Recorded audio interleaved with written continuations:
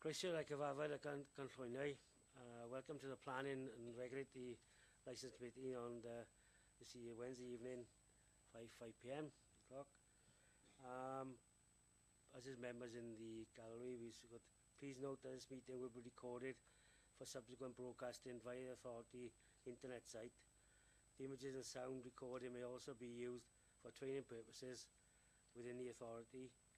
The public seating area will be in view of the camera, and by entering the chamber and using the public seating area, members of the public are consenting to be filmed and to possible use of those images and sound recordings as outlined above. Okay? Can you hear me okay? Right, we're going to the agenda. Apologies for absence. I may have to leave after 5:30 sometime. I've got another appointment next door. So, thanks.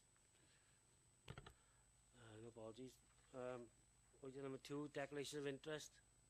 Any declarations? No.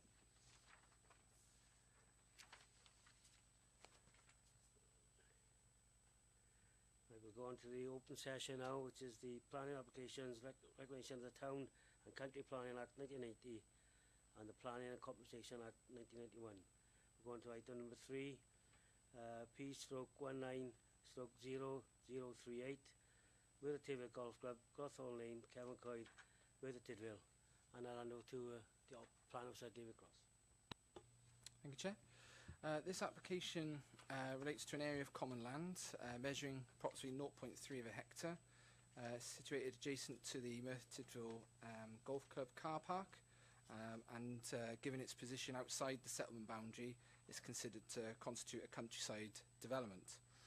Outline planning permission is being sought for a proposed chalet development comprising 4 to 6 chalets with associated access road.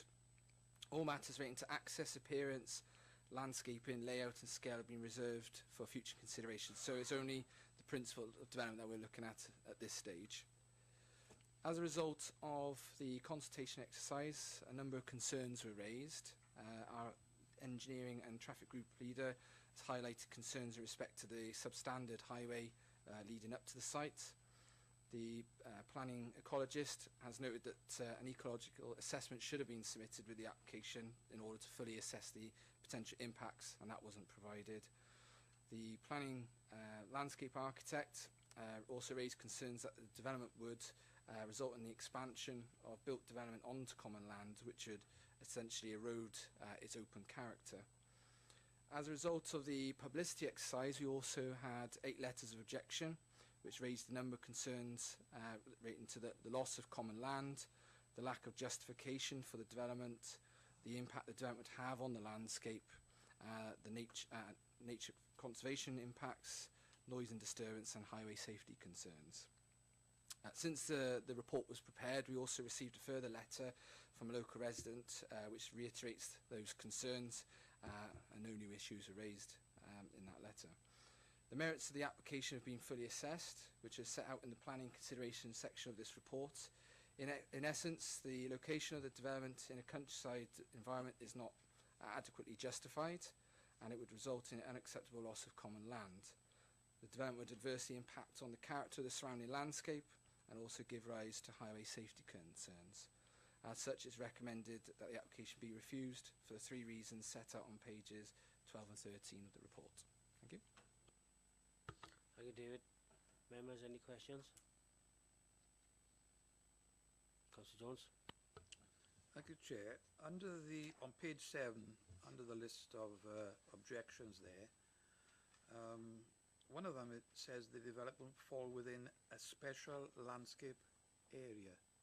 Could the planning officer please explain what a special landscape area is?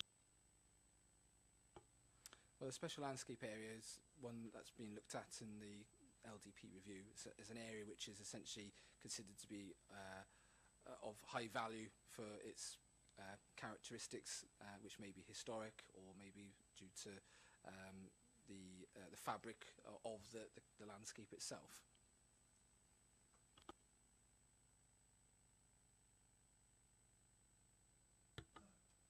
Any other questions? Councillor Amos? Yeah, thank you, Chair. What I'd just like to ask is, one of the reasons you've given for refusal, number 2, is the failure to supply ecological assessments or impact assessments. How many times was this asked for? Was this repeatedly asked for, or was it just, did you chase them up for it, or was it simply not provided?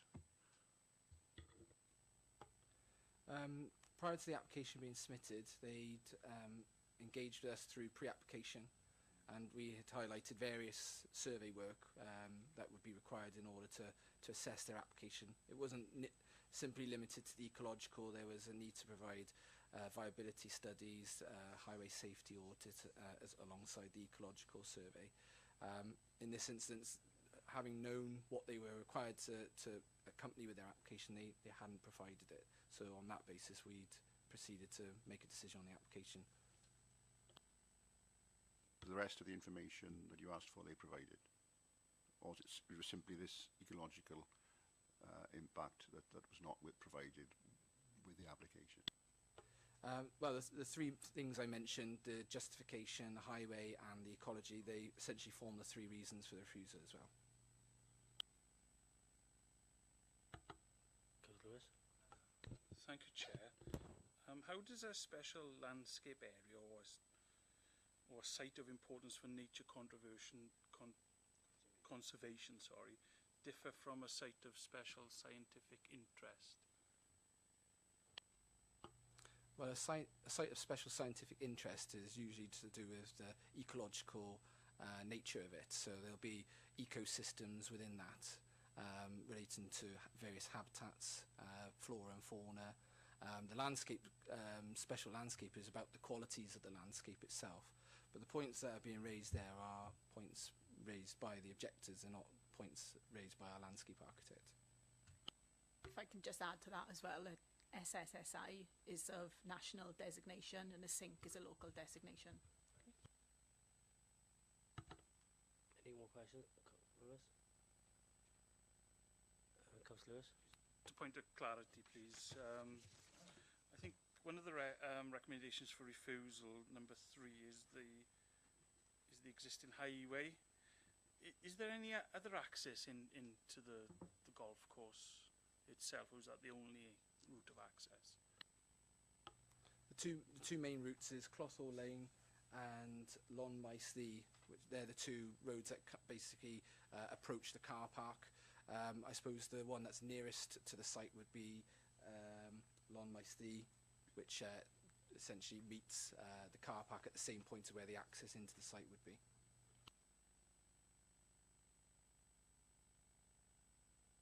No more questions. Any more comments? Councillor Ernie? Thank you, Chair.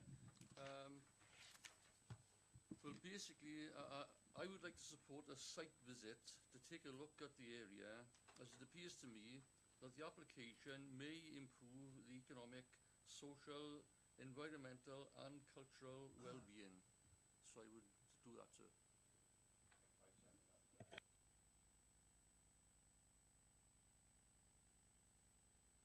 Meeting, please.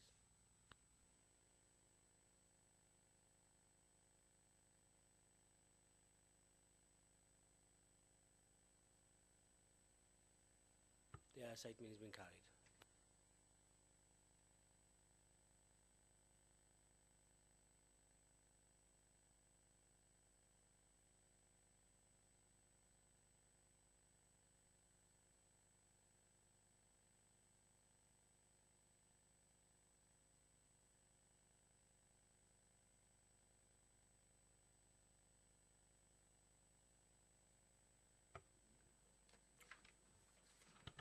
So site meeting was sorted out. We'll let you know the date of the site meeting.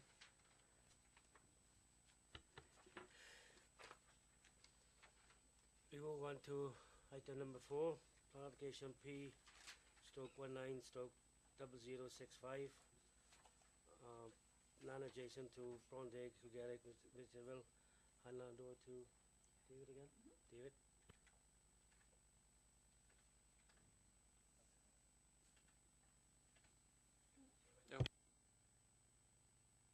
Thanks, Chair. This application relates to an area of land on a prominent corner location adjacent to number 1 Brondeg.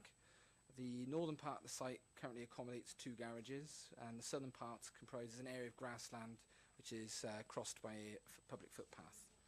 Outline permission is sought for the erection of a detached dwelling. Again, all matters relating to access, appearance, landscape, layout and scale have been reserved for future consideration, so it's only the principal we're looking at in this instance.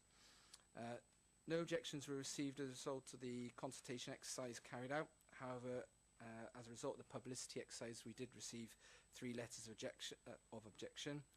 These raised concerns in relation to the loss of the garages that are currently leased to a local resident, that the proposal would be of a poor design, which impacts on the character of the area, and that the proposed dwelling would be positioned too close to number 1 Brondeg.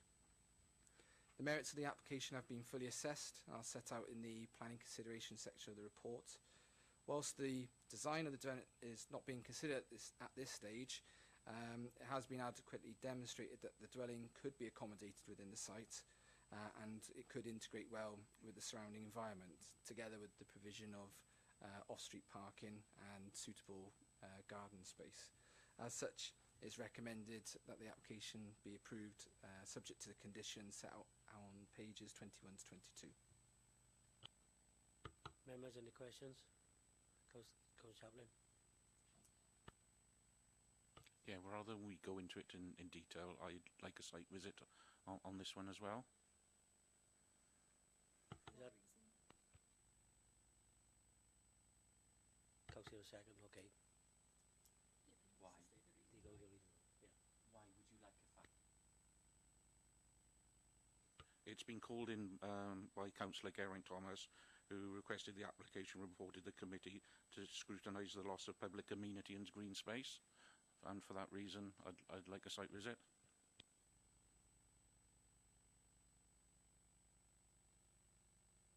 Members, can we vote on that, please?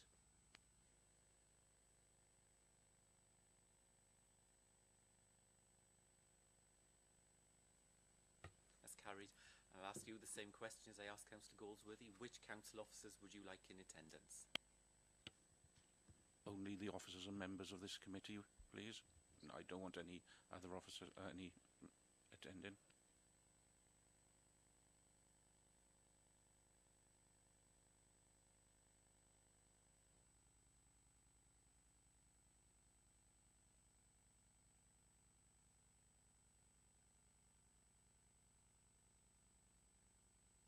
Thank you, members. Item number 5, 6, 7 and 8 are our information reports. Go on to the agenda now. Agenda number 9, any other business deemed to chat? I have none. So thank you very much. Thank you.